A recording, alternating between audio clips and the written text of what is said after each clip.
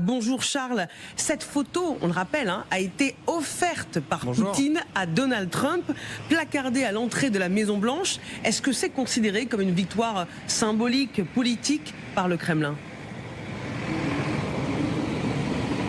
Oui, une victoire symbolique et politique, vous l'avez dit, alors saluée par la presse russe qui se permet même de s'amuser à dire qu'à travers cette photo, c'est un message comme si Donald Trump considérait Vladimir Poutine comme un membre de sa famille, parce qu'il s'amuse de la position de la photo qui est située à côté d'une autre, là où on voit Donald Trump tenir la main de sa petite fille. Alors, passer la plaisanterie, oui, ici on salue un geste fort envoyé à la Russie, comme pour prouver que les relations entre les États-Unis et la Russie sont au beau fixe. Pas de commentaire du Kremlin concernant ce cadeau.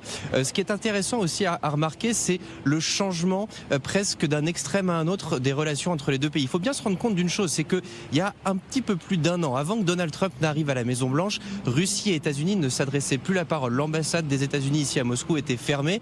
Désormais, les deux pays discutent, les deux présidents se rencontrent. Steve Witkoff, émissaire, ami de Donald Trump, vient à peu près tous les 2 mois au Kremlin rencontrer Vladimir Poutine. Donc vraiment, à travers cette photo, désormais, Vladimir Poutine s'invite même jusqu'à la Maison Blanche. Merci beaucoup Charles Divot, notre correspondant pour TF1 LCI en direct de Moscou.